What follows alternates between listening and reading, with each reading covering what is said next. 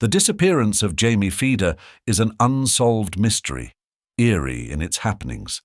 The landscape of the Mojave Desert, though breathtakingly beautiful and cruel, maintains silence regarding that tragic journey. Such a case saddens me with its testimony to how brittle human planning is in the face of the overwhelming power of nature, and how incomprehensible such depths of personal conflicts can be.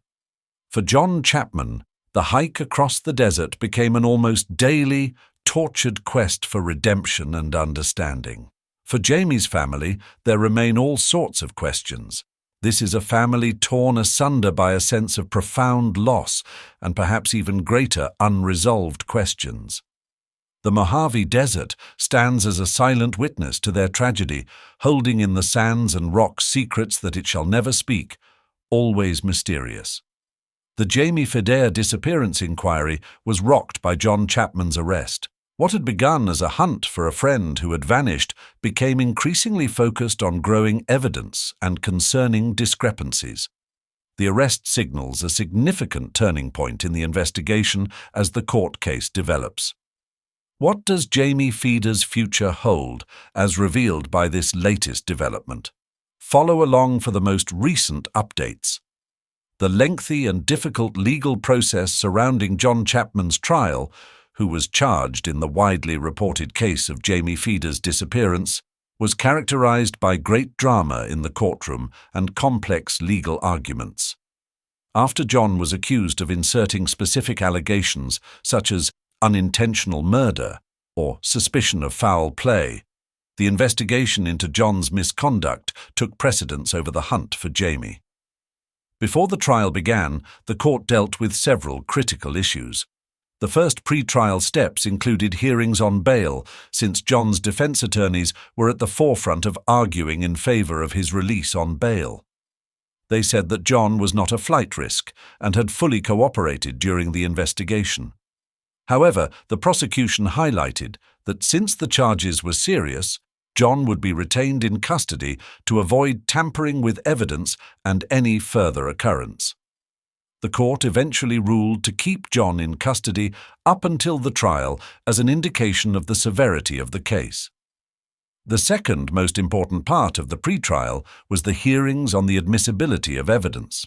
The prosecution was going to introduce numerous types of evidence, including a forensic examination of the object found in the desert, an electronic record and testimony from different individuals. The defense questioned the relevancy and reliability of this evidence, arguing that it was mostly circumstantial and did not point to John at the scene of Jamie's disappearance. This ruling by the court laid down what evidence would be permitted in the trial. The trial opened under an onslaught of media attention, with each day's reporting a testament to the emotional and legally complex issues at play. Sessions were marked by detailed, often contentious legal arguments. They opened the trial for the prosecution and the defense. The prosecution argued that John Chapman was relevant to Jamie Feeder's disappearance due to his behavior and discrepancies in his description of what happened in the days leading up to her disappearance. They opened the narrative with points that included inconsistencies in John's statements, what had been found in the desert, and forensic results. The defense attorneys portrayed John as a stricken friend who had been the victim of a terrible circumstance. They questioned whether circumstantial evidence was enough to prove his guilt. They maintained time and again that John had absolutely no motive to harm Jamie, and that the circumstances concerning her disappearance could have been outside his control. Several legal challenges to the admissibility of evidence presented at the trial also occurred. The defense argued that the prosecution's case was circumstantial or based on questionable evidence. Potential media bias affecting the jury's verdict was also a concern, where the remedy of a venue change or sequestration of the jury was required for a fair trial of the defendant. Thus, the prosecution had to prove beyond reasonable doubt that John was guilty of the crime. In the absence of direct evidence, the prosecution still had to provide a sufficient link between John and Jamie's disappearance. The defense contended that the prosecution did not meet this burden when it pointed out the insufficiency of concrete evidence pointing to John as the perpetrator of the crime. After weeks of testimony and legal arguments, the jury deliberated on the case. The judgment was the most awaited, as it would not only determine John's fate, but also bring closure to Jamie's family. A conviction would bring about sentencing, wherein John would receive sentencing following the level of the crime inflicted. The sentencing would therefore take into account the nature of the crime, any mitigating or aggravating circumstances at hand, and the impact on Jamie's family. The sentences could range from imprisonment to fines or other legal ramifications. Jamie's family may also be given an opportunity to make impact statements about how such a crime has affected their lives.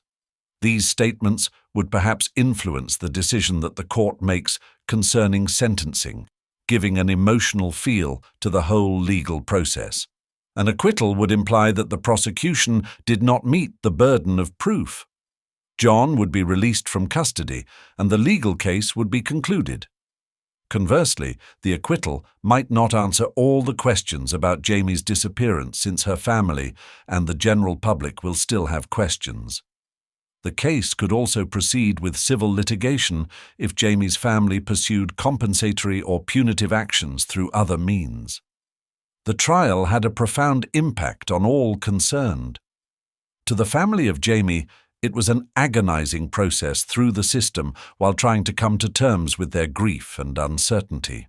Legal conviction or acquittal shaped the bigger narrative of Jamie Feeder's disappearance and influenced public perception of the case. The outcome of this trial was important not only for defining John Chapman's legal fate, but also for answering several questions about Jamie Feeder's disappearance. The relentless desert, the labyrinthine process of law, and the bearing all combined to make this case a search for justice and a case study of the enigmas involved in coming to resolution in such a mysterious disappearance. The arrest of John Chapman and the trial afterwards completely changed the community. The news of Jamie Feeder's disappearance was enough. Then the arrest of a local figure stirred up a mix of shock, fear, and intrigue amongst the residents. The close-knit community in which both Jamie and John were recognized found itself battling to get its head around the gruesome reality of the situation. As details emerged, public forums, social media, and impromptu community gatherings focused on speculation about the event, reflecting both deep concern and confusion in the community. This was such a highly publicized trial that the attention it received added even more emotional impact to the occurrence.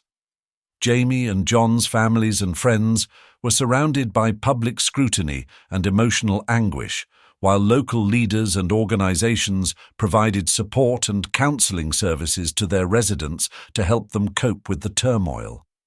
The tragedy thus leaves the community pondering over it for closure and acceptance of the changed circumstances resulting from this case. The disappearance of Jamie Feeder and the arrest of John Chapman sent shockwaves through the community and put the justice system in a quagmire. What had started off as an adventure of hope had now descended into a tragic saga, unraveling unsettling truths. The proceedings outlined the never-ending complexity of seeking justice, while an atmosphere of fear and introspection could be palpably felt in the community. As the trial finally ended, a time had finally come to let the focus of healing and closure begin by highlighting the vigilance and compassion such a profound event should bring about. Subscribe to our channel for a comprehensive look into the developing drama and to stay current on the most recent developments in this compelling case.